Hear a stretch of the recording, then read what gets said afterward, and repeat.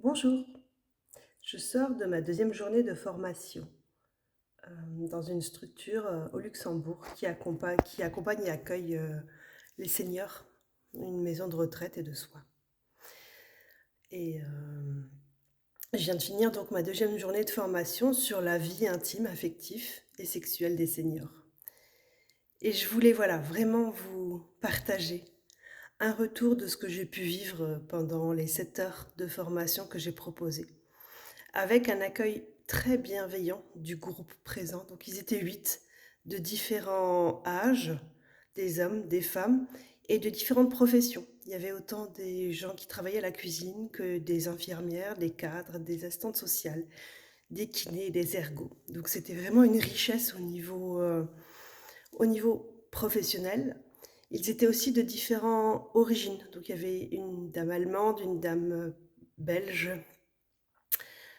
un monsieur russe, je crois, ou voilà, en tout cas de cette région là-bas.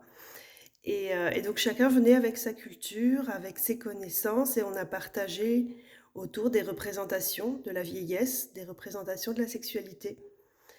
Et on a partagé également autour de qu'est-ce que c'était la sexualité pour les résidents. Qu'est-ce que ça pouvait être? Donc à la fois effectivement l'acte sexuel en tant que lui-même, mais tout le reste autour. Toute la séduction, voilà, l'autoséduction, tout le plaisir, le désir, la masturbation. On a parlé aussi des conséquences physiologiques de la vieillesse sur le corps, les conséquences des maladies, des médicaments sur la fonction sexuelle et sur le désir et le plaisir en tant que lui-même. Ça a été vraiment très riche, très épanouissant, très joyeux. On a beaucoup ri. Et c'était vraiment un instant hors du temps. Et ça, notamment grâce à leur investissement, à leur motivation et à leur questionnement. Parce qu'effectivement, moi, je peux apporter des supports, je peux apporter des modèles, je peux apporter des réflexions.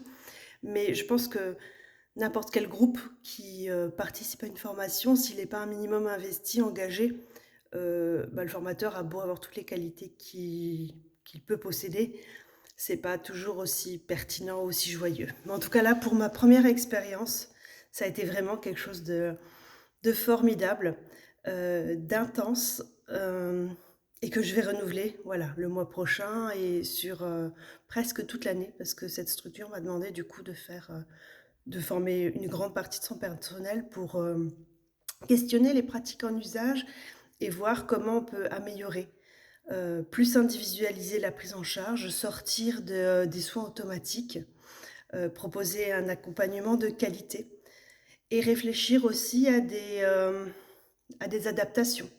Donc là, par exemple, une des premières adaptations qui a été réfléchie, c'est est-ce que la structure pourrait mettre en place, s'il y a un couple qui arrive et qu'ils ont cette demande, d'avoir un lit double médicalisé. Donc ça va être une des réflexions qui va se poser après entre eux en staff et puis de voir comment l'organisation pourra se faire.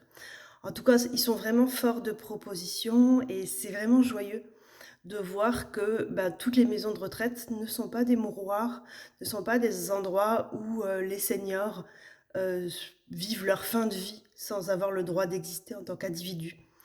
Et ça me réjouit vraiment de savoir que c'est possible, de savoir qu'avec un peu d'investissement, un peu d'engagement et beaucoup de réflexion et de bonne volonté, on arrive à faire changer les choses.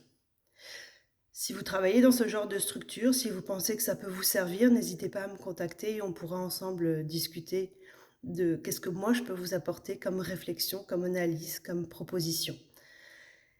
Et puis sinon, réfléchissez juste, voilà, à dire que la sexualité existe tout au long de la vie, de la petite enfance à la mort, et que donc du coup ça fait partie intégrante de l'élan de vie, de désirer, de vouloir être désiré, d'être désirable et désirant.